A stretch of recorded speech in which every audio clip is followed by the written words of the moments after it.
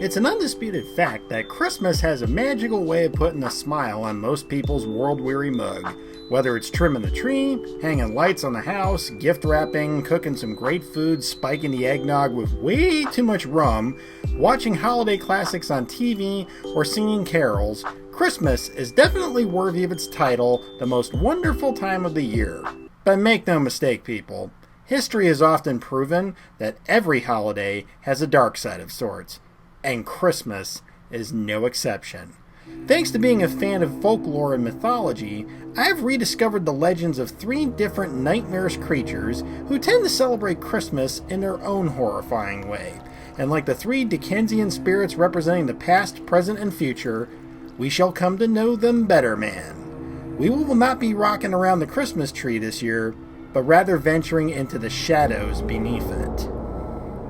First up is a legend from the Alpine regions in Austria and Germany known as Perkta. Sometimes referred to as Berkta or Perkt, Perkta is what is referred to as a keeper or warden, a type of spirit that lays claim to a certain geographic area and acts as the protector of said region, in this case the Austrian-German Alps. According to legend, Perkta is something of a shapeshifter, as she can appear as both a beautiful young woman clothed in white or a deformed witch wearing rags.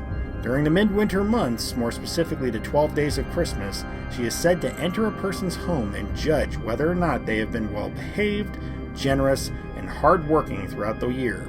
If Perkta is satisfied by an individual's conduct, then she appears as the beautiful young maiden and bestows upon them the gift of a small silver coin. If Perkta is displeased by an individual's behavior, then she transforms into the monstrous hag and punishes them. Her favorite form of punishment is disembowelment with a sharp knife, followed by stuffing the unfortunate individual's hollowed-out carcass with straw and pebbles, a steeper penalty than just leaving a lump of coal in one's stocking. Bottom line, be good and you'll get a shiny thing. Be bad and you'll get carved up like a Christmas goose. Next, we have a slightly less murderous family of critters from Icelandic folklore who, frankly, sound like they may have inspired the creation of the titular little monsters from the movie Gremlins. High up in the mountains of Iceland, possibly near the Dimmuborgir lava fields, lives a giantess named Grilla.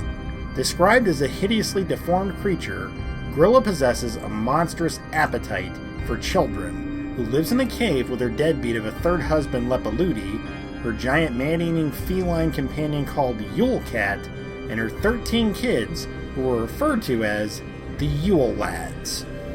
According to legend, every Christmas season, Grilla and her family come down from the mountains to make some form of mischief.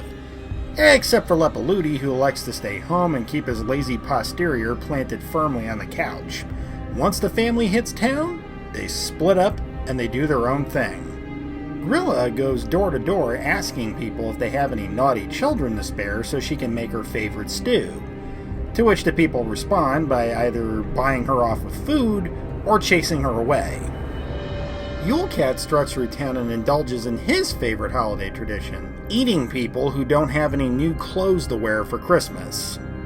The Yule Lads have a much more organized holiday tradition.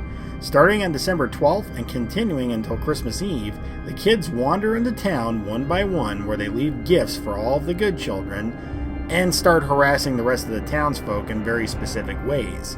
How specific are we talking about here? Well, they're literally named for their favorite forms of vandalism as follows: sheepcoat clod, gully hawk, stubby, spoon licker, pot scraper, bowl licker, door slammer, skyer gobbler, sausage swiper, window peeper, doorway sniffer, meat hook, and candle stealer. So basically, you better be nice. Otherwise, you'll be eaten or relentlessly bullied until January. This final legend is another Alpine Germanic fable that has recently experienced a pop culture resurgence and has developed something of a cult following. It is the tale of a monster that acts as Santa's dark mirror image, the Old Testament to his New Testament. Krampus. While there are numerous variations of his origin, Krampus is fairly consistent in the looks department. He possesses a devil-like face, a body covered in black or brown fur, glowing eyes, a long pointed tongue, razor-sharp fangs, and the cloven hooves, horns, and tail of a goat. Across his chest, he carries a length of chain. Over one shoulder, he carries a bundle of birch rods, and over the other shoulder, an empty basket. He arrives at the homes that Santa has already visited, but his business is strictly with children who are naughty. The minor offenders receive a brutal beating with one of the birch rods that Krampus has brought along for the occasion. The more severe offenders are placed into the empty basket and carried back to Krampus's lair, where they are savagely murdered, cannibalized, or transported to hell. Or sometimes all three. Basically, if you're good, you get a present from jolly old Saint Nick.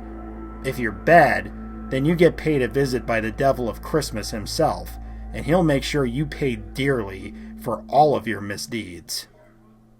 Unlike Perkta, Grilla, Yule Cat, and the Yule Lads, Krampus is somewhat celebrated as an entity, with numerous video games, movies, and various other mediums featuring him in some capacity, with the ultimate form of adoration being the yearly Krampusloft, a parade where men dress up as you-know-who and chase people around to terrify them.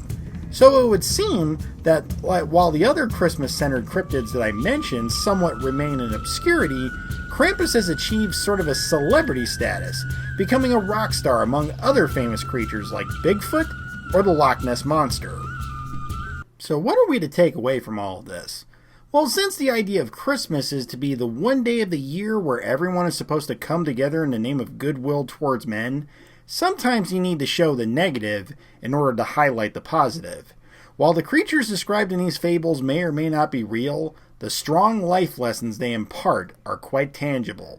Stories of Santa Claus bringing gifts to all of the good little boys and girls bring hope and convey the ideal that if one behaves in an ethical and moral fashion, then the universe shall reward them.